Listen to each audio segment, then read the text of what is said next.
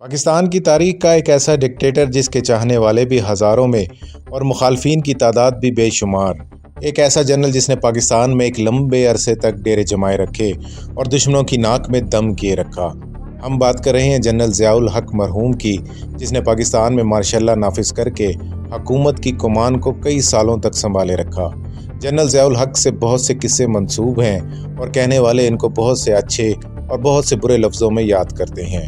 کیا ضیاء الحق پاکستان کے لیے اس وقت لازم و ملزوم تھے؟ کیا ان کی موت نے جن سوالوں کو جنم دیا وہ غلط تھے یا صحیح؟ ضیاء الحق نے کیسے اپنے اقتدار کا سفر شروع کیا؟ ذوالفقار علی بھٹو کا قاتل یا پھر پاکستان اور اسلام کا ایک وفادار سپاہی؟ جانیے آج کی تہلکہ خیز بایوگرافی میں۔ السلام علیکم دوستو، میرا نام ہے محمد یاسر اور آپ دیکھ رہے ہیں ریئلٹی ٹائم۔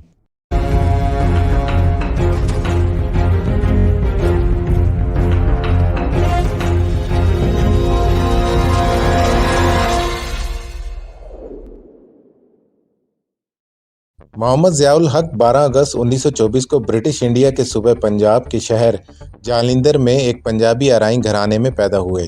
وہ محمد اکبر کے دوسرے بیٹے تھے جنہوں نے army GHQ of India command of India کے انتظامی کور میں کام کیا۔ 1947 میں تقسیم کے ذریعے پاکستان آزادی کے بعد ضیاء نے ایک کیپٹن کے طور پر نو تشکیل شدہ پاکستانی فوج میں شمولیت اختیار کی۔ انہوں نے 13ویں لانسر اور 6 لانسر میں خدمات انجام دیں۔ انہوں نے 1962 اور 1964 کے دوران ریاست ہائے متحدہ امریکہ میں فورٹ لیون ورتھ کنساس میں US army command and general staff college میں تربیت حاصل کی۔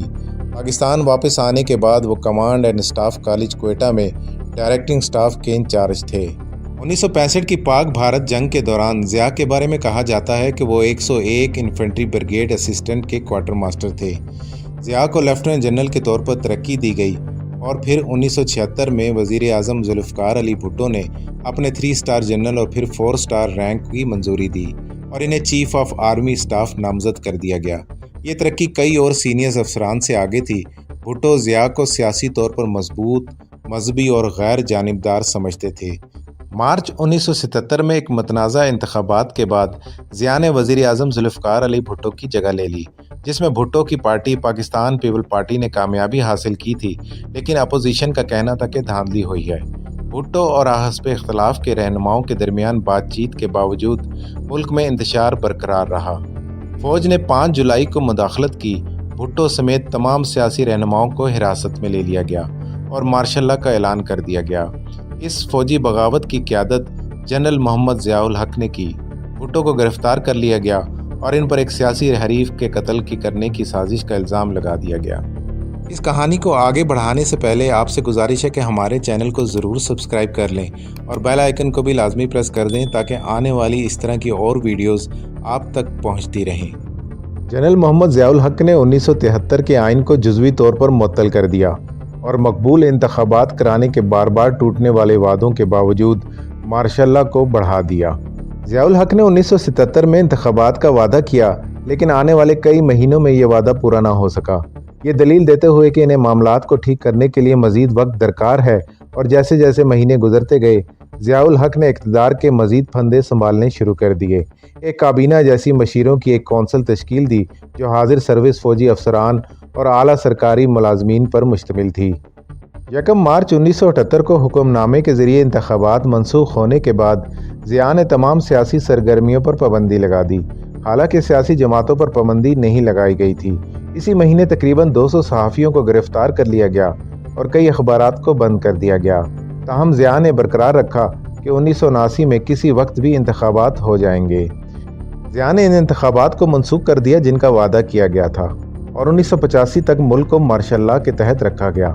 اس پالیسی کو نافذ کرنے کے لیے متعدد اقدامات کیے گئے، جن میں وفاقی شرعی عدالت کا تعارف بھی شامل تھا۔ 1984 میں ہونے والے ریفرنڈم نے ضیاء کے اسلامائزیشن کی پالیسی کی تصدیق کی۔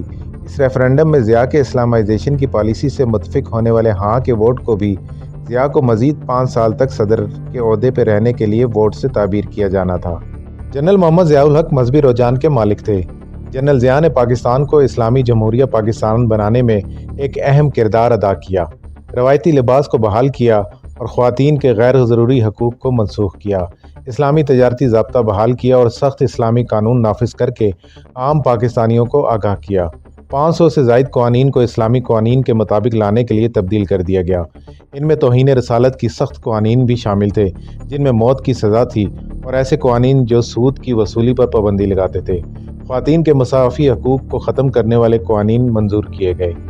1978 میں ضیاء نے اعلان کیا کہ پاکستان کا قانون نظام مصطفیٰ پر مبنی ہوگا، جو 1977 میں انتخابات میں PNA کے مطالبات میں سے ایک تھا۔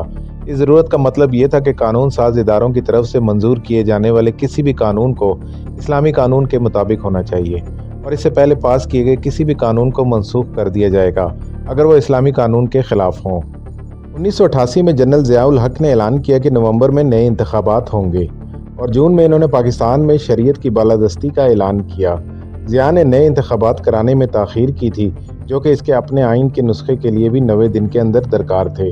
انہوں نے بالآخر 17 نومبر 1988 کو قومی اسمبلی کے لیے پولنگ کی تاریخ مقرر کی، جس کے 3 دن بعد صوبائی انتخابات ہونے تھے۔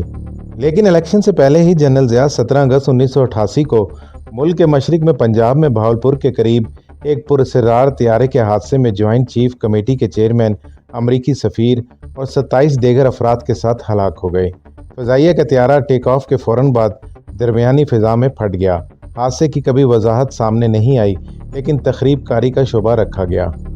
جنرل ضیاء کی موت کے بعد army chief general Aslam Beg نے 1988 میں غیر معمولی طور پر آزادانہ انتخابات کی صدارت کی۔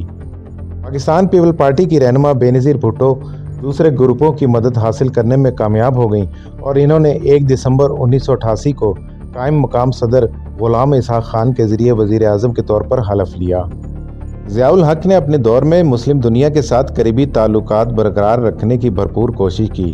انہوں نے دوسری مسلم ریاستوں کے ساتھ مل کر ایران اور عراق کے درمیان جنگ کے خاتمے کے لیے بھرپور کوششیں کی تھیں۔ پاکستان نے 1979 میں ضیاء الحق کے دور میں ناوابستہ تحریک میں شمولیت اختیار کی۔ انہوں نے افغانستان میں پراکسی کے ذریعے جنگ بھی لڑی اور پاکستان کو سوویت یونین کے ساتھ براہ راست جنگ کرنے سے بچا لیا۔ اسی طرح کی اور ویڈیوز دیکھنے کے لیے ہمارے چینل کو لائک اور شیئر اور سبسکرائب لازمی کیجیے گا، اور آنے والی ویڈیوز بھی لازمی دیکھیں۔ یہ ویڈیوز آپ کی نالج میں بہت اضافہ کرنے والی ہیں۔ شکریہ، اور اپنا خیال رکھیے گا۔ اللہ حافظ۔